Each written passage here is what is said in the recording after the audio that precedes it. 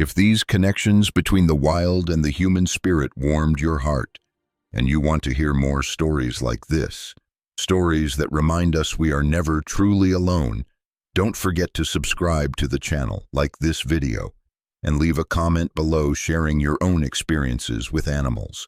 Turn on notifications so you'll be the first to know about new stories that celebrate the unshakable bond between two worlds. The blizzard wasn't just a weather event.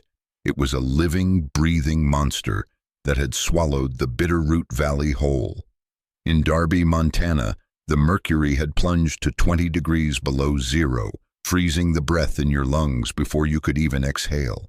The wind howled like a banshee, rattling the windows of Elias Thorne's cabin, a sound that usually comforted him in his self-imposed exile. But tonight the wind carried something else, a sound that didn't belong to the storm.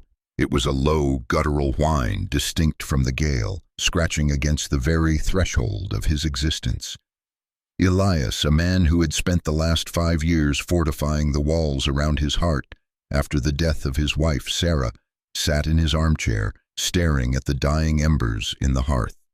He was a former wildlife veterinarian, once renowned across the state for his ability to handle the most aggressive grizzlies and the most elusive cougars, but that life felt like it belonged to a stranger now. He reached for the heavy flashlight on the side table, his other hand instinctively drifting toward the Winchester rifle leaning against the wall.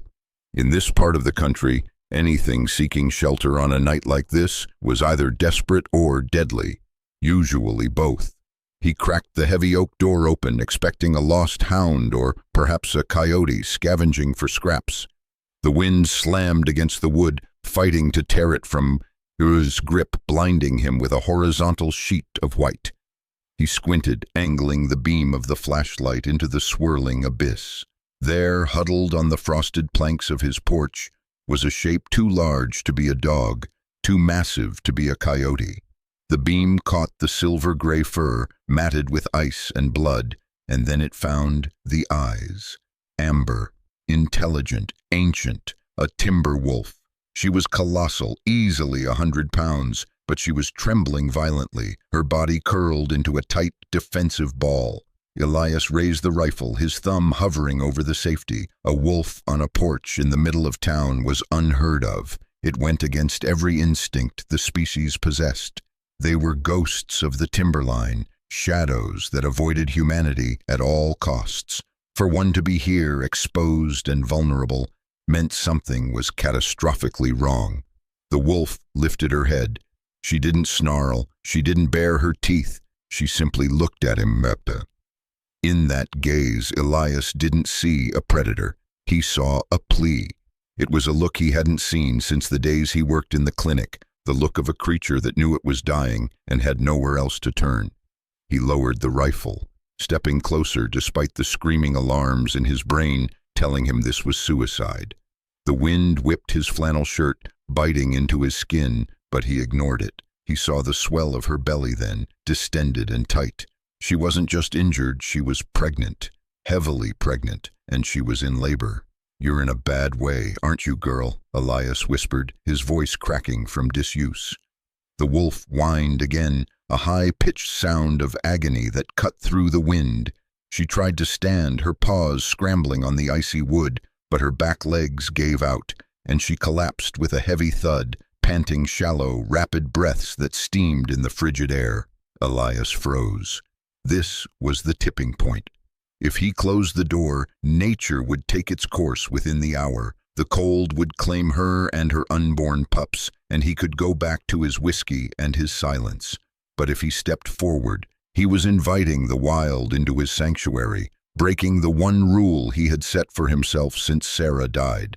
Don't get attached to anything that can die. The memory of Sarah flashed in his mind, her laugh, her hands covered in garden soil, the way she used to nurse erred birds back to health on this very porch. She would have already been on her knees beside the wolf. She wouldn't have hesitated. A curse escaped his lips, lost to the wind. He couldn't leave her. He dropped the rifle and moved. Okay, I've got you," he muttered, dropping to his knees beside the massive animal. Up close, The smell of wet fur and iron was overwhelming. She flinched as his hand touched her flank, a low rumble vibrating in her throat, but she didn't snap. She was too weak to fight. Elias realized with a sinking heart that she wasn't just cold. She had a laceration on her hind leg, deep and ugly, likely from a trap or a jagged branch. She had dragged herself miles to get here. He slid his arms under her, grunting under the sheer weight of her muscle and bone. It was like lifting a sack of cement. He hauled her across the threshold, kicking the door shut behind them with his boot, sealing out the screaming night. The silence of the cabin was deafening in contrast. He laid her down on the braided rug in front of the fireplace, the heat from the embers instantly beginning to melt the ice on her coat. She lay there, panting, her amber eyes tracking his every movement. Elias moved with a speed he hadn't possessed in years. He grabbed thick towels, a basin of warm water, his old medical kit from the closet, and a bottle of disinfectant. He knelt beside her, his hands shaking slightly, not from fear, but from the adrenaline of having a wild apex predator in his living room. "I'm going to help you," he said softly, keeping his voice a steady drone, "but you have to trust me. Can you do that?" He began to clean the wound on her leg first. It was nasty, but not arterial. She needed stitches, but the labor was the immediate crisis. Her contractions were coming hard now, rippling through her silver frame. She threw her head back, her jaws snapping at the air in pain. Elias knew wolves usually birthed in the safety of a den hidden deep in the earth. Here, under the exposed beams of a human dwelling, she was terrified. He needed to simulate that safety. He grabbed a heavy wool blanket from the sofa and draped it over her, creating a makeshift den, leaving only her rear accessible. He dimmed the lamps, reducing the cabin to a soft, amber glow that mimicked twilight.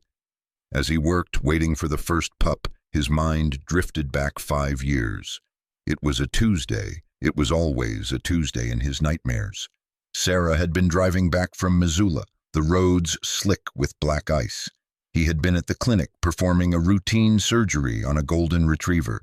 He remembered the phone ringing. He remembered the silence of the receptionist before she handed him the receiver. He remembered the drive to the hospital, a blur of red lights and panic. And he remembered the doctor telling him she was gone. In the weeks that followed, the silence of the house became a physical weight. He sold the practice. He moved to this cabin, seeking the isolation of the mountains, believing that if he removed himself from the world couldn't hurt him anymore. He had spent 5 years pushing everyone away. His friends, his family, his colleagues. He had become a ghost in his own life. A sharp yelp brought him back to the present. The first pup was coming. The wolf, he decided to call her Luna, for the silver sheen of her coat under the moonlight was straining, her body convulsing. Elias moved to her rear, his hands gloved and ready. "Push, girl, come on," he urged. The sack emerged, a small, dark membrane. Luna twisted, tearing the sack open with her teeth, her maternal instincts overriding her exhaustion. A tiny, wet squeak filled the room. A black pup, no bigger than a russet potato, wriggled on the rug. Luna licked it vigorously, stimulating its breathing. "One." Elias watched, breathless. The miracle of life, messy and bloody and beautiful, was happening right here on his rug. It was a stark contrast to the death that had haunted this room for so long. Over the next 2 hours, 3 more pups arrived, 2 grays and a mottled white one. But then the labor stopped. Luna lay her head down, her breathing turning ragged. She was exhausted, her energy reserves completely depleted. Elias palpated her abdomen gently. There was another one stuck, panic, cold and sharp, spiked in his chest. "No," he whispered, "not tonight. You don't die on me tonight." The pup was breached. In the wild, this was a death sentence for both mother and offspring. Luna whimpered, her eyes closing. She was giving up. Elias stripped off his gloves. He needed to feel what he was doing. He needed to turn the pup. He reached in, his hand disappearing into the birth canal. Luna growled, a low, dangerous sound, and her head snapped up, her teeth grazing his forearm. He didn't flinch. He couldn't. "I know it hurts," he gritted out, sweat beading on his forehead. I know, let me help you. He felt the small, slippery body. A leg was caught. With agonizing slowness, he manipulated the tiny limb, rotating the pup. Luna howled, a sound of pure anguish that made the hair on Elias's arms stand up. Almost there, almost there. He pulled gently as another contraction hit. With a rush of fluids, the final pup slid out, a small silver male, silent and still. Elias grabbed the pup immediately. It wasn't breathing. Luna was too weak to lick it. Elias rubbed the pup briskly with a towel, clearing its mouth and nose with a suction bulb from his kit. "Breathe," he commanded. "Come on, little fighter, breathe." He gave the pup a tiny puff of air into its snout, then rubbed its chest. Nothing. He did it again. "Don't you dare." Then a cough, a sneeze, a tiny indignant squeak. The pup's chest heaved, taking in its first lungful of cabin air. Elias slumped back against the stone hearth, laughing, a rusty, choked sound that was half sob. He placed the silver pup next to its mother. Luna lifted her head weakly, sniffed the newborn, and gave Elias a look that stopped his heart. It wasn't just gratitude, it was recognition. In the wild hierarchy, he shouldn't exist. He was a threat. But in this moment, in the firelight, he was Pack. He spent the rest of the night keeping vigil. He stitched Luna's leg while she nursed, her pain tolerance immense now that her pups were safe. He fed her strips of venison jerky from his pantry, watching as she tore into them with ravenous hunger. Outside, the blizzard raged on, burying the world in white, but inside, the fire crackled, and the soft sounds of nursing pups filled the silence that had suffocated Elias for years. He didn't sleep. He sat with his back against the sofa, watching them. For the first time in 5 years, the crushing weight on his chest felt a little lighter. He looked at his hands, stained with blood and amniotic fluid, and realized they hadn't been shaking for hours. He had saved them. But as he looked at Luna, watching him with one eye open even as she slept, he wondered if she had actually saved him. By morning, the storm had broken. The sun rose over the sapphire mountains, casting a blinding diamond dust light over the valley. The world was still and frozen.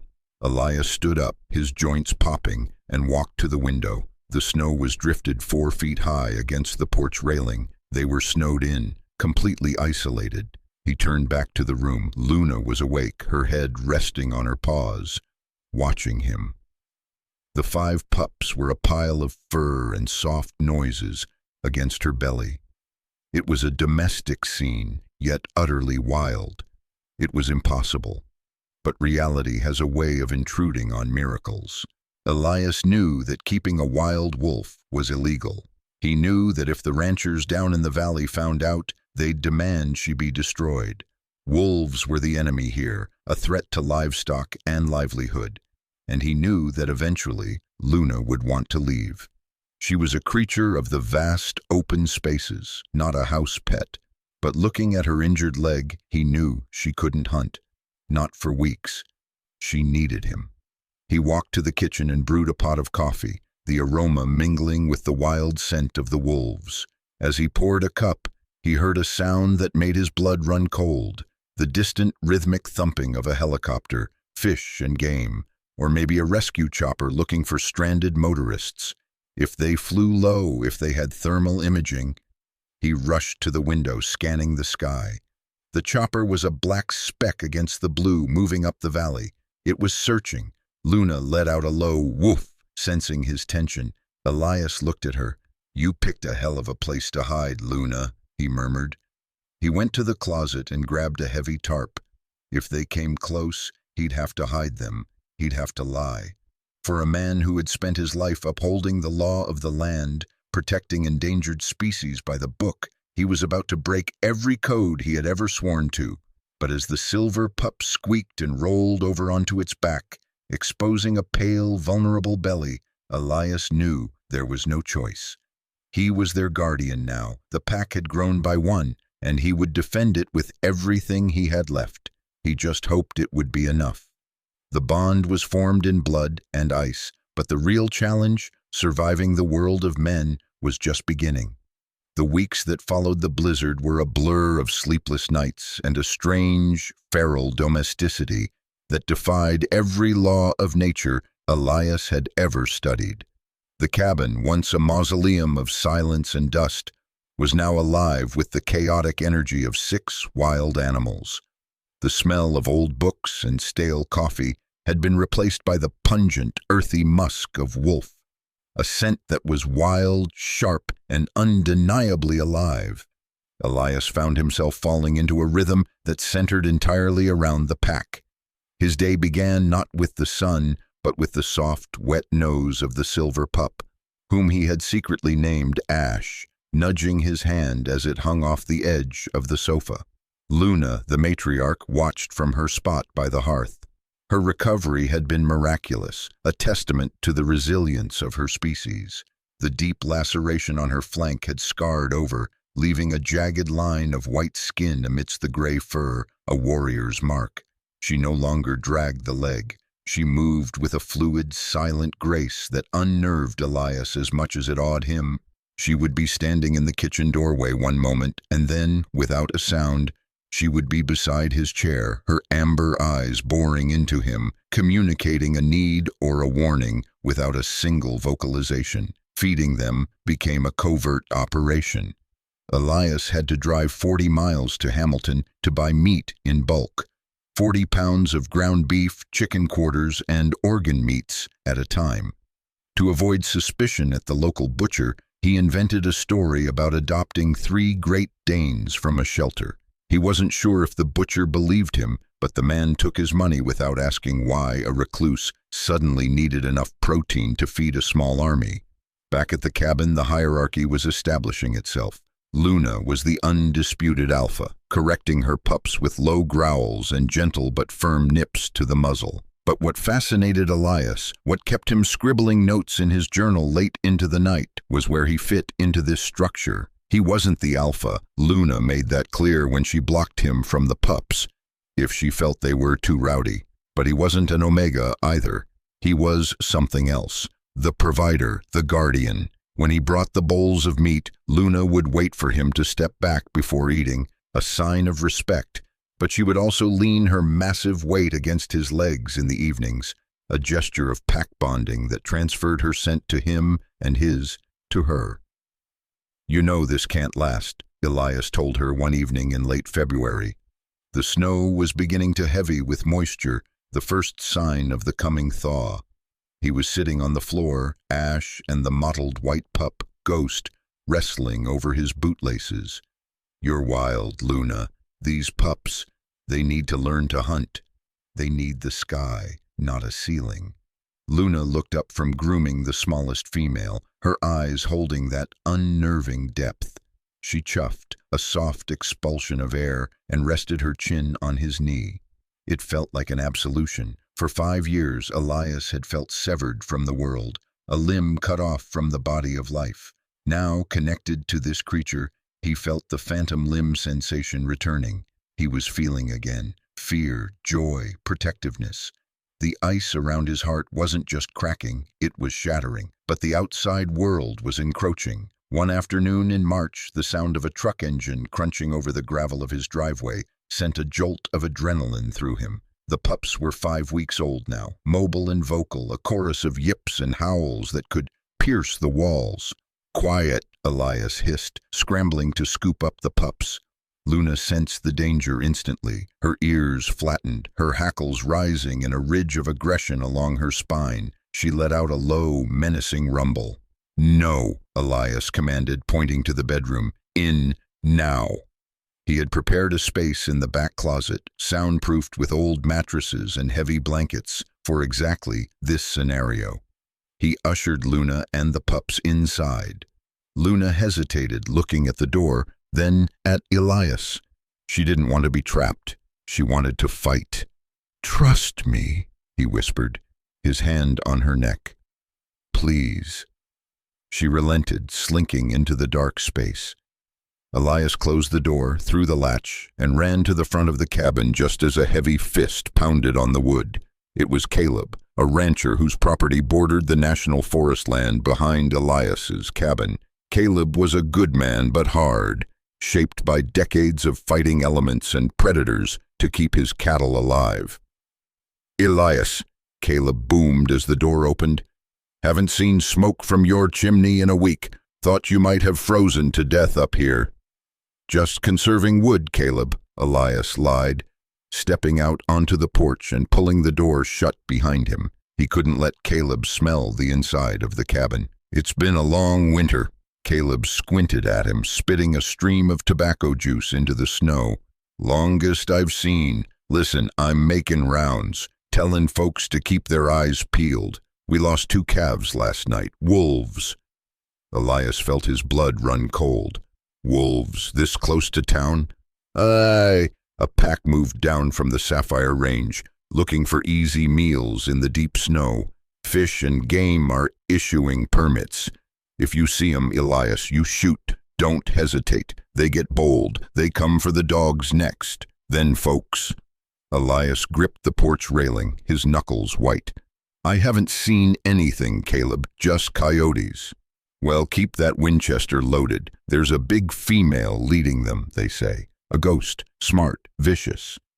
Elias's heart hammered against his ribs. A big female. Luna. Had she been part of a pack before? Had she been driven out? Or was she the sole survivor of a pack that had already been hunted? "I'll keep an eye out," Elias said, his voice sounding hollow to his own ears. As Caleb's truck faded down the mountain road, Elias leaned against the door, shaking. The net was closing. He went back inside and released them. Luna trotted out, sniffing the air anxiously. She knew. She smelled the threat on Elias's fear pheromones. She paced the room, her claws clicking on the wood, a metronome of anxiety. Spring arrived with a violence typical of the Rockies. The snow melted into rushing torrents, turning the creeks into rivers and the trails into mudslicks. The green explosion of life was blinding. With the thaw came the need for the pups to see the world.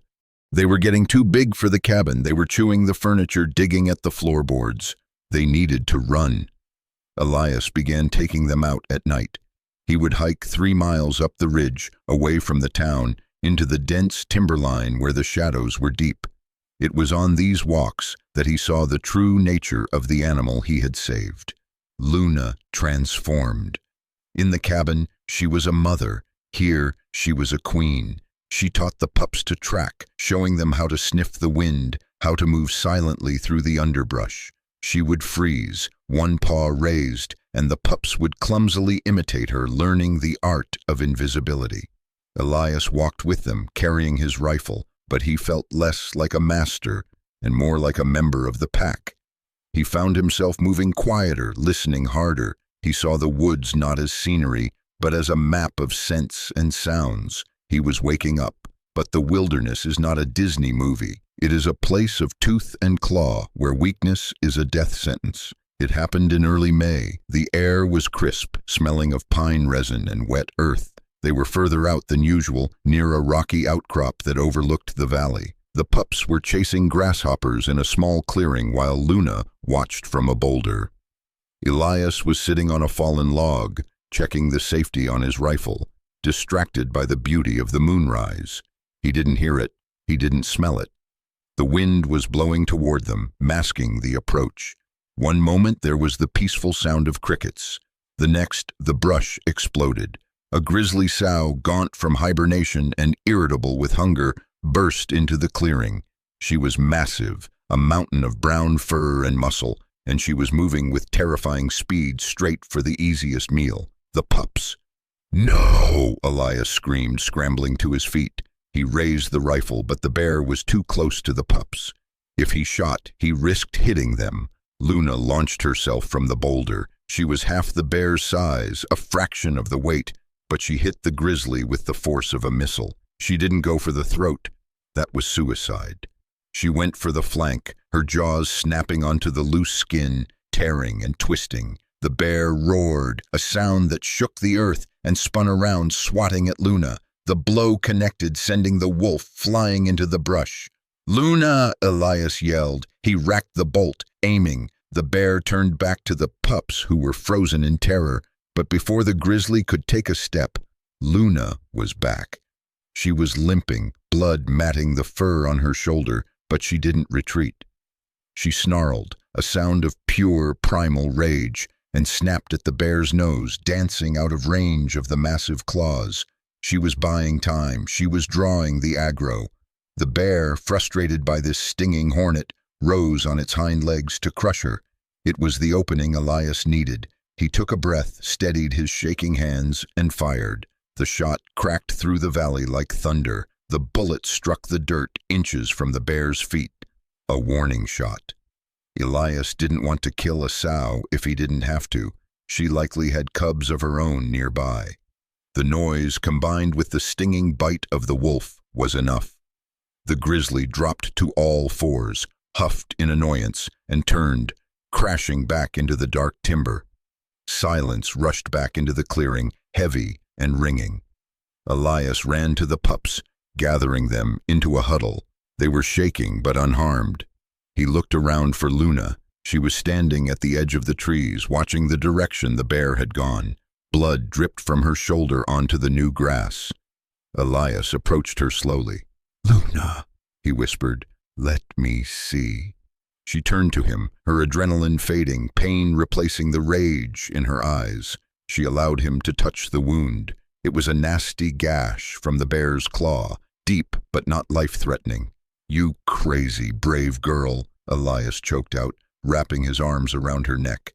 She leaned into him, her heavy panting warming his ear. She licked the side of his face, rough and wet. In that moment, the dynamic shifted irrevocably.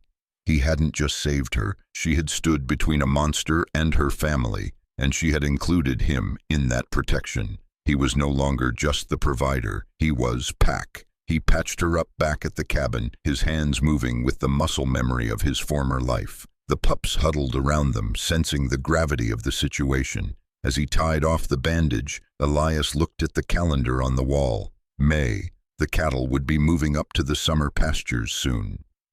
The woods would be full of cowboys, hikers, and rangers. And tonight, he had fired a high-caliber rifle shot in a valley where sound carried for miles. As if in answer to his fears, a light flickered through the trees down the mountain, then another, headlights coming up his private road, not Caleb's truck. This was an SUV. Official, fish and game. They must have heard the shot. Poaching out of season was a serious offense, and they would come to investigate. Elias's heart slammed against his ribs. He looked at Luna, then at the 5 pups who were now the size of spaniels. There was no hiding them in the closet anymore. They smelled like wolf. The cabin smelled like wolf. There was fur everywhere. He grabbed his jacket. "We have to go," he said, his voice trembling. "We can't stay here." He opened the back door of the cabin, the one that led directly into the dense national forest. "Go," he commanded Luna, pointing into the dark. "Take them. Run." Luna looked at him, confused. She whined, looking back at the warm fire, at the safety of the den. "Go," Elias shouted, stomping his foot. It was the first time he had ever raised his voice at her in anger. It broke his heart to do it, but he had to scare her. "Get out." Luna flinched. She looked at him with betrayal in her amber eyes, a look that cut Elias deeper than any knife. She gathered the pups with a sharp bark and melted into the darkness of the trees. Elias watched them go, tears freezing on his cheeks. He turned back to the room, grabbing a bottle of bleach and pouring it over the floor where they had slept, desperately trying to mask the scent. He threw the dog bowls into the cellar. He kicked the fur-covered blankets into a pile and shoved them into the wood stove, lighting a match. By the time the headlights swept across his front window and the heavy knock came at the door, the cabin smelled of bleach and burning wool. Elias opened the door, his face a mask of weary annoyance. 2 officers stood there. "Mr. Thorne?" one asked, hand resting on his sidearm. "We heard a shot and reports of howling." "I fired a warning shot at a bear," Elias said, his voice steady. "It was on my porch." The officer sniffed the air. Smells like a chemical factory in here. You mind if we take a look around? Elias stepped back, his heart dying in his chest.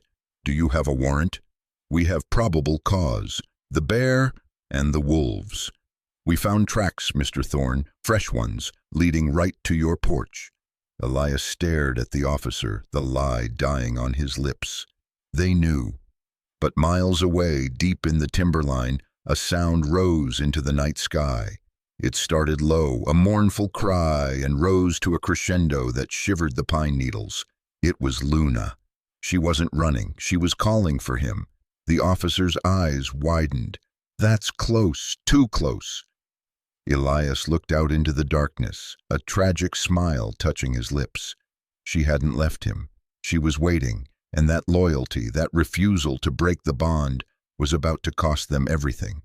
The howl hung in the air, a silver ribbon binding the forest to the cabin, binding the wild to the man. It was a summons, pure and simple.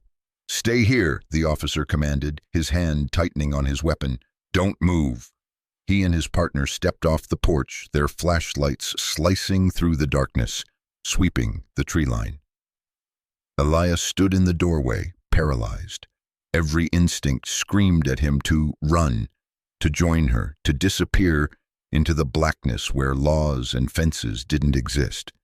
But he was a man of the world, tethered by consequences. If he ran now, he was a fugitive.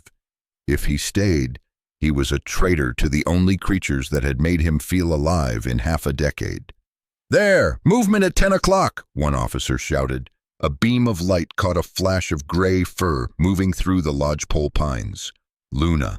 She wasn't fleeing, she was circling back. She had heard the strange voices, sensed the threat to Elias, and her instinct to protect the pack, her pack, had overridden her instinct for self-preservation. No! Elias roared, vaulting over the porch railing. He hit the ground hard, the impact jarring his knees, but he didn't stop. He sprinted toward the light, waving his arms. Don't shoot! She's not aggressive! Don't shoot! Get back, Thorne! The officer yelled, raising his rifle. That's a wild animal. She's a mother, Elias screamed, throwing himself into the path of the light. The world slowed down. He saw the officer's finger tightening on the trigger. He saw Luna, confused by the shouting, freeze for a split second, her amber eyes locking onto Elias. In that look, there was a question. Why is the pack fighting itself? Then, a blur of movement from the shadows. Not Luna. The pups. Ash, now the size of a border collie, broke cover, followed by Ghost and the others. They didn't understand guns. They didn't understand the law. They only saw Elias, their surrogate father, shouting and waving, and they thought it was a game. Or perhaps they sensed his distress and were rushing to him. Jesus, there's a whole pack, the second officer shouted, panic rising in his voice. Back up! Back up! The chaos was absolute.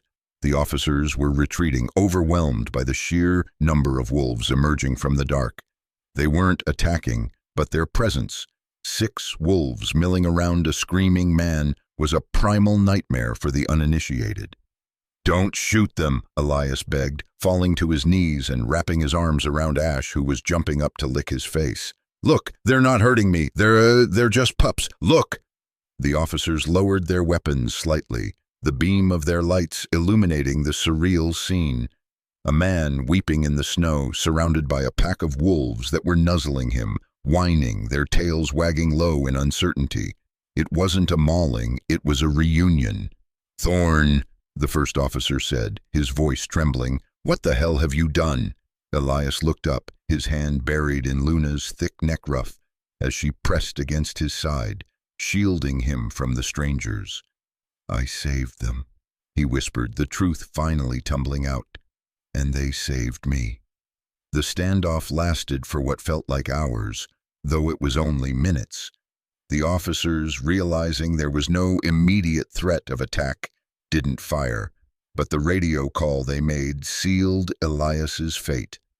Dispatch, we have a situation at the Thorne cabin. Multiple wolves, habituated. Yeah, he's got them treating him like a pet.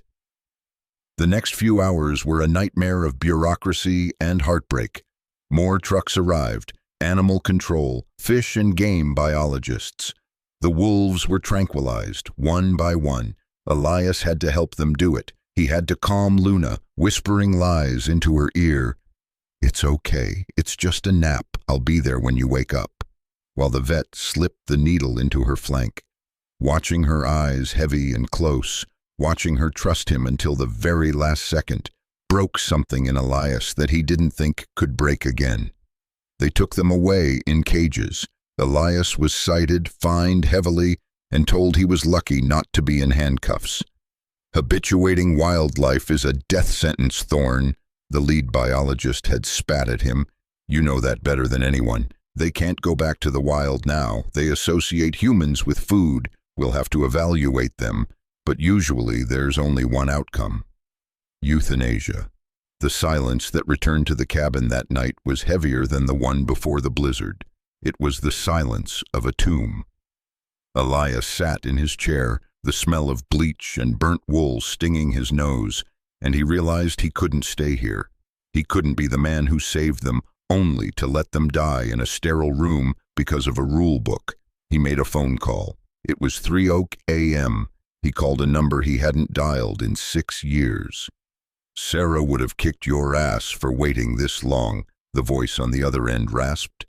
It was Dr. Marcus Finch, the director of the Grizzly and Wolf Discovery Center in West Yellowstone, an old friend, a man who owed Elias a favor. "I need you, Marcus," Elias said, his voice cracking. "I need a miracle." The next week was a blur of legal battles, public outcry, and media frenzy. The story of the Wolfman of the Bitterroot had leaked. The local paper ran a photo of Elias taken years ago next to a blurry image of the wolves being loaded into the truck. But the narrative shifted. Instead of a crazy hermit endangering the town, the story of the blizzard, the birth, and the bear attack, which Elias had detailed in his journals, now seized as evidence, painted a picture of compassion that resonated with the public. People rallied, petitions were signed, donations flooded the Discovery Center. Under the pressure, the state relented. They wouldn't euthanize them, but they couldn't be released. They would go to the sanctuary. Elias sold the cabin. He packed his few belongings into his truck. The photo of Sarah, his journals, his medical bag. He left the rifle behind. He didn't need it where he was going. He moved to West Yellowstone. He took a job at the center, not as a veterinarian. He didn't have the heart for the medicine anymore, but as a caretaker. The first time he walked up to the enclosure 3 weeks after they had been taken, his heart was hammering so hard he thought he might pass out. The habitat was 5 acres of pine forest and meadow, fenced in, safe, but still a cage. He stood by the chain-link fence, whistling the 3-note tune he used to call them for dinner. For a long minute there was nothing, just the wind in the trees. Then a shadow moved in the brush. Luna stepped out. She looked thinner, her coat shedding out for summer, but her eyes were the same. She stopped 10 yards away, staring at him. She didn't wag her tail. She didn't approach. She just watched. "I'm sorry," Elias whispered, pressing his forehead against the cold metal. "I'm so sorry, girl," she chuffed. Then she threw her head back and howled. It wasn't a mournful sound. It was a greeting. Ash, Ghost, and the others tumbled out of the woods, yipping and jumping at the fence, recognizing the sound of his voice. They threw themselves against the wire, whining, trying to lick his fingers through the mesh. Luna walked up slowly. She pressed her nose against the wire right where Elias's hand was. He felt her hot breath. She didn't hate him. She understood, in her own way, that the pack was still together, just different. Years passed. Elias aged, his hair turning as silver as Luna's muzzle. He became a fixture at the center, the man who could walk into the wolf enclosure and sit on a log while a pack of 6 fully grown timber wolves slept around him like oversized dogs. He told their story to thousands of visitors. School children, tourists, skeptics. He told them about the blizzard, about the bear, about the fragile, beautiful line between man and beast. He taught people that wolves weren't monsters, nor were they pets. They were souls. complex, emotional, and capable of a loyalty that shamed most humans. Luna passed away on a Tuesday in November, 10 years after that stormy night. She died in her sleep, her head resting on Elias's lap as he sat in the snow of the enclosure. The pack surrounded them, silent and respectful, sensing the passing of their queen. Elias didn't cry this time. He just stroked her ears, feeling the fading warmth of the life he had saved, and the life that had saved him back. "Go find Sarah," he whispered to the wind that ruffled her fur. "Tell her I'm okay. Tell her I finally came back to the world." He buried her in the enclosure, under the shade of a large ponderosa pine. Elias Thorne never remarried. He never moved back to a city. He lived out his days in a small trailer near the sanctuary, listening to the nightly chorus of the pack he had raised. He wasn't lonely. How could he be? Every time the wind blew through the Yellowstone pines, he heard the echo of a howl that had started in a blizzard and ended in a legacy of love. He had learned the greatest lesson the wild could teach. We are not separate from nature. We are part of it.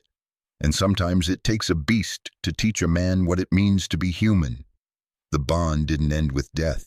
It lived on in the stories he told, in the eyes of the children who pressed their faces against the glass, and in the wild hearts of the pups, now the alphas, who carried Luna's bloodline.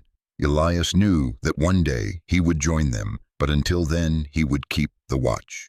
He was the wolf man, and he was finally, truly home. If this story touched your soul and reminded you of the incredible power of compassion, please support our channel. Subscribe, like this video, and share it with someone who loves animals. Your support helps us tell more stories of the wild hearts that change our world. Turn on notifications so you never miss a journey into the extraordinary.